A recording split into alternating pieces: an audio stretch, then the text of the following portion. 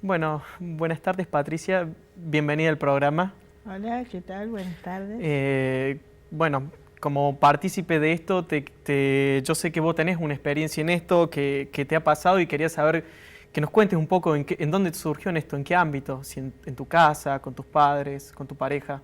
Lamentablemente, sí, me ocurrió en varios ámbitos. O sea, en mi familia desde que nací, lamentablemente. Soy la única hija mujer, tengo 3 hermanos varones, soy la tercera, después hay un hermano más chico. Y bueno, ellos como varones los dejaron a su lado porque ellos hicieron su vida y a mí me dejaron, digamos, a expensas de unos padres mezquinos y egoístas que lo único que querían eran sus propios intereses, nada más. A mí me costaba la escuela, pero la dejé porque ellos impusieron eso, que yo dejara, porque total, ¿para qué iba a estudiar si le iba a quedarme al lado de ellos toda la vida? Y me dijiste también que te había sucedido esto dentro de tu propia pareja, cuando estuviste Además, casada. bueno, de no saber, de cuando me fui de la casa de mis padres, que estuve a expensas de muchas cosas, pasando hambre, muchas necesidades, conocí una persona, Alfredo se llamaba, que bueno, él me invitó a su casa y fui a su casa, fui a comer y bueno, después el tiempo hizo que yo me fuera a vivir con él. Y bueno, al principio fue una persona muy dócil, muy buena, muy cariñosa. Me tendió la trampa, así como quien va a cazar un pajarito, que hace todo un ritual. Bueno, para atraparlo, así me hizo a mí. Hasta que me tuvo enganchada, yo súper enamorada de él y qué sé yo, y ahí comenzó el maltrato. El maltrato físico, y mental y moral también, porque él me desprestigiaba, yo soy artesana, y también para él burlarse de mí y agarrar eso como un arma para manipularme, para hacerme daño, porque esa es la palabra, es cínico. Era porque falleció de un cáncer de pulmón terminal.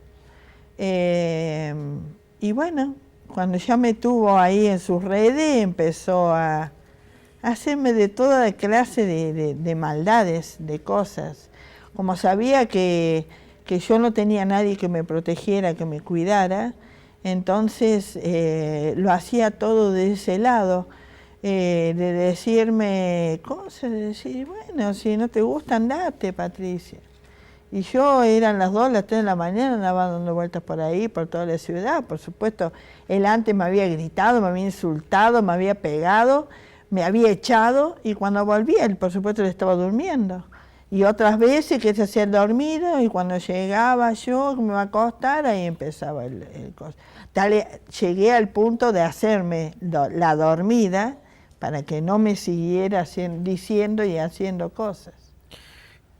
Me gustaría a lo mejor saber cuándo te diste cuenta de que estabas sufriendo verdaderamente la violencia de género. Y ¿Cuándo bueno, empezaste a ser consciente de todo esto? me di cuenta cuando me empezó a pegar. Me empezó a pegar, a pegar, a pegar, que se reía y me mandaba a hacer cosas que eran denigrantes.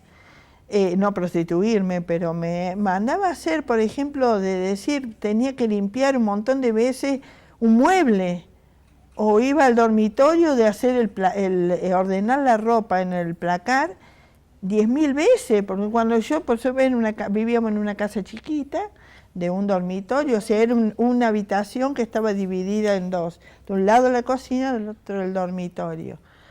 Y así que no había mucho para hacer. Cuando yo terminaba enseguida, me sentaba a hacer algo, a tejer o a hacer, se me paraba al lado mío y me decía, ¿cómo, ya terminaste?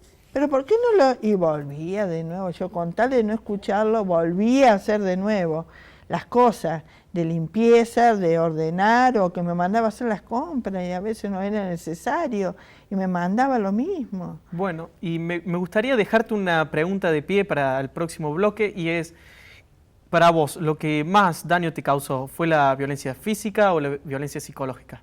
Las Ah, dos cosas. bueno, ahora me comentas después de un corte. Vamos a un corte, por favor.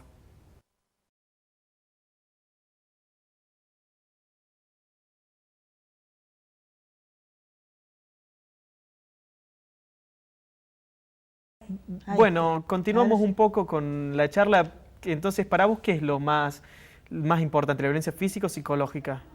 Y para mí las dos cosas, obviamente lo que más duele, que duele en cuanto a que lo sentís, es lo físico. El hecho que un tipo te pegue, o como ha habido casos que le han cortado la cara, o le ha pegado una piña y le ha roto un ojo, o qué sé yo. Le pegaron la cabeza y también se cayó y fue peor todavía, porque eso duele mucho. Pero lo psicológico duele mucho más, porque es como decía la señora esa del reportaje, que son tan agarrados así, que te inutilizan y no te permiten hacer ni siquiera realizar tus propias cosas. Porque es tan la manipulación psicológica que no te permiten hacer nada. Ellos te tienen atrapado para ser la víctima de la persona, del tipo, digamos, Por para medio, decirlo de alguna manera. Por medio del miedo, me decía. Entonces, claro, es que te llegan no encuentro a ocasionar miedo por el hecho de que ellos en su manipulación, en su ardid, digamos, le dicen, si vos hablas te mato. Si vos llegás a contarle a tu amiga, yo las mato a los dos. O yo qué sé yo, no sé, viste, te encierro en el baño. O qué sé yo, no sé, no se me ocurre ahora, o te dicen, mira, yo te dejo encerrada ahí, cierro todo con llave, te dejo en una pieza de 2x2 y te quedás ahí.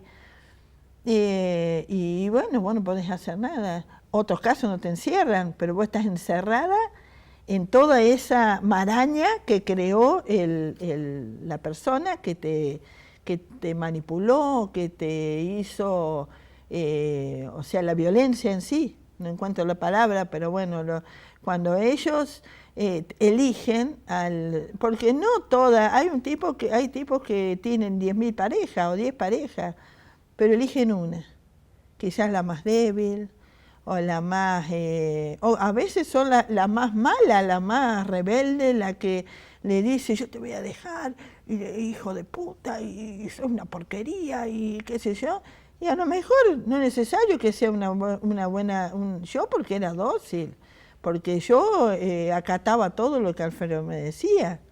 Si él me decía, eso está mal limpio, y pasaba el dedo y no tenía tierra, pero me decía, está sucio, anda a limpiarlo, y yo iba. ¿Cómo lograste salir de esta situación, de escapar de este mundo?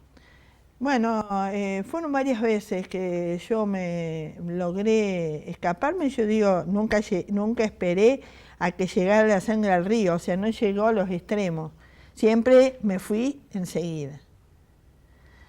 ¿Y vos qué pensás? Y me fui y él era un idilio, porque son así, ¿viste? Después volvía y era todo dócil, todo era el amante perfecto.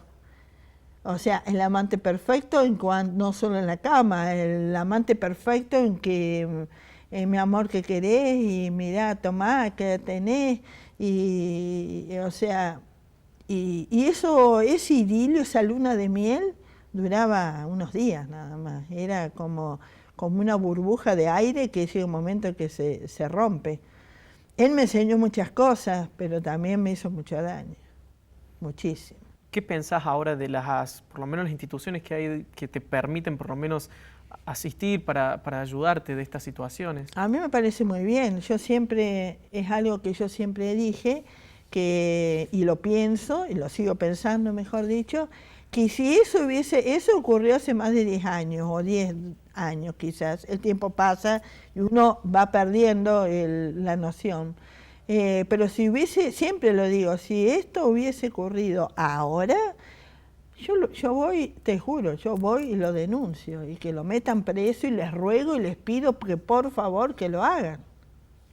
Bueno, primero que nada, muchas gracias por venir, por compartir tu testimonio con nosotros. Bueno. Es un placer tener